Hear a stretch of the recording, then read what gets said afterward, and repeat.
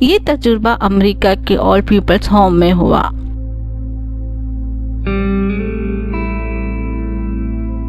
اور اس نے پوری دنیا کی نفسیات کی شکل تبدیل کر دی۔ ہم میں سے زیادہ تر لوگ اس تجربے اور اس کے نتائج سے واقف نہیں۔ چنانچہ ہماری زندگی میں امن، کامیابی اور خوشی نہیں۔ ہم اگر آج بھی مقاصیات کے اس المیہ کو سمجھ جائے تو ہماری لائف کی شکل تبدیل ہو جائے۔ امریکہ کے اولڈ پیپلز ہوم میں خوفناک بیماریوں کے شکار بوڑھے رہتے تھے۔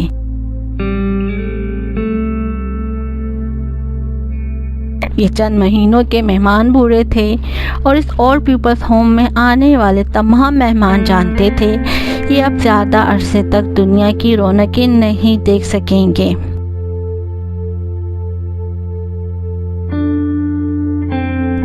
اولڈ ہوم کا اسٹاف بھی ان مہمانوں کی منزل سے واقف تھا۔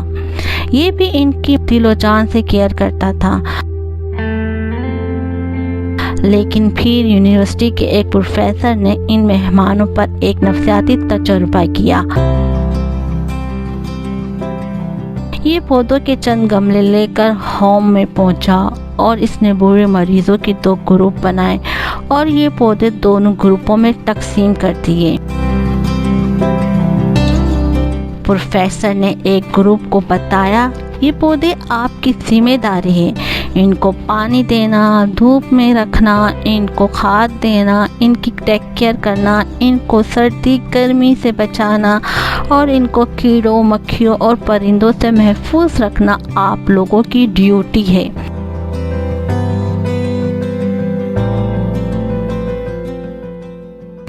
جبکہ دوسرے گروپ سے کہا گیا ہم نے یہ پودے محض آپ کے کمرے میں رکھ دیے ہیں، آپ چاہے تو ان کی ذمہ داری اٹھا لیں، نہ چاہے تو نہ اٹھائیں۔ پروفیسر نے پودے حوالے کیے اور دونوں گروپوں کی سرگرمیوں کا جائزہ لینا شروع کر دیا۔ گروپ 1 کے بوڑھوں نے پودوں کی ٹیک کیئر کرنا شروع کر دی۔ ان میں سے کچھ بابا اور ماؤں نے گملوں کو پانی دینا شروع کر دیا، کچھ ان کی کھاد ڈالتے، کچھ ان موسموں سے بچاتے، کچھ انہیں مکھیوں مچھروں اور پرندوں سے محفوظ رکھتے۔ پروفیسر نے مریض بوڑھوں کی جسمانی صورتحال کو بھی تبدیل ہوتے ہوئے دیکھا۔ اس نے دیکھا کہ پودے سے ملنے سے قبل یہ لوگ سارا دن بستر پر گزارتے تھے، یہ چڑچڑے اور بدمزاج بھی تھے، یہ معمولی باتوں پہ غصہ بھی کرتے تھے، لیکن پودے ملنے کے بعد ان کا مزاج تبدیل ہونے لگا،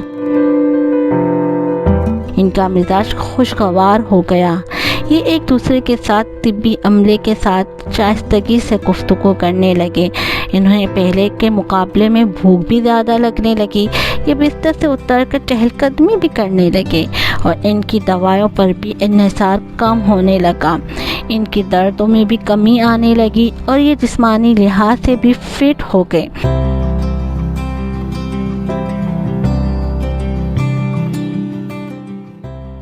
جبکہ ان کے مقابلے میں دوسرے گروپ کی لائف سٹائل میں کوئی فرق نہ آیا۔ یہ لوگ اسی طرح سارا دن بستر پر پڑے رہتے اور طبی عملے اور ساتھی مریضوں کے ساتھ جکڑتے بھی تھے۔ یہ سلسلہ 1 سال تک چلتا رہا۔ پروفیسر نے سال کے بعد جب دونوں گروپوں کی شیٹ بنائی تو وہ یہ دیکھ کر حیران رہ گیا۔ گروپ 1 کے لوگ گروپ 2 کے مریضوں سے جسمانی اور طبی لحاظ سے اچھے تھے، ان کے مرنے کی شرح بھی کم تھی۔ پروفیسر نے دیکھا گروپ 2 کے 30% مریض گروپ 1 کے مریضوں اور بوڑھوں کے مقابلے میں جلد فوت ہو گئے۔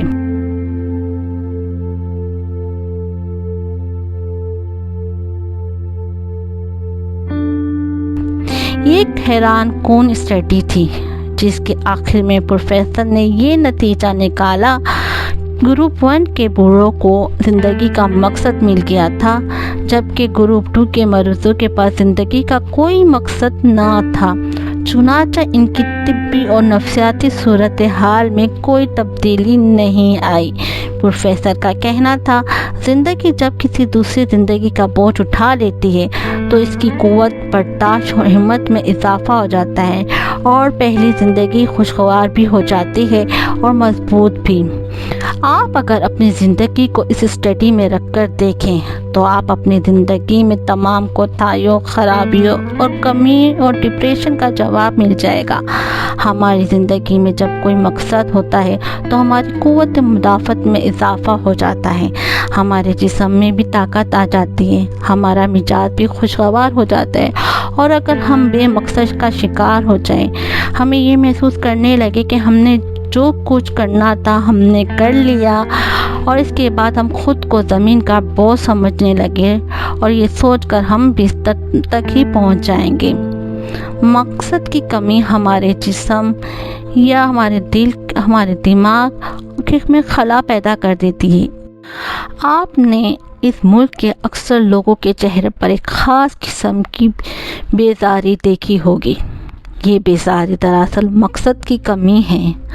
ہم سب لوگ اندر سے خالی ہیں اور اس خلا نے ہمیں ڈپریشن کا مرض بنا رکھا ہے۔ ہم ایک دوسرے سے الجھ بھی رہے ہیں، گولیاں اور ڈاکٹر کے سہارے پر چل بھی رہے ہیں۔ پاکستان میں دنیا میں سب سے زیادہ ادویات استعمال ہوتی ہیں۔ ہم میں سے ہر دوسرا شخص کوئی نہ کوئی گولی، کوئی نہ کوئی پوڑیاں، کوئی نہ کوئی شربت پی رہا ہے، اور ہم میں سے سب سے زیادہ تر لوگ عمر سے پہلے بوڑھے ہو رہے ہیں، اور اس کی واحد وجہ مقاصد کی کمی ہے۔ مجھے یقین ہے ہم اگر آج اپنی زندگی کا کوئی مقصد طے کر لیں، یہ مقصد خواہ پھول اگانا اور اپنے ماحول کو صاف کرنا ہی کیوں نہ ہو، یا روتے ہوئے بچوں کو ہنسانا ہی کیوں نہ ہو، تو کل ہماری زندگی کی شکل تبدیل ہو جائے گی اور ہم ڈاکٹروں سے بھی بچ جائیں گے، بڑھاپے سے بھی اور چڑچڑے پن سے بھی۔ ہماری زندگی عذاب نہیں رہے گی، زندگی زندگی ہو جائے گی۔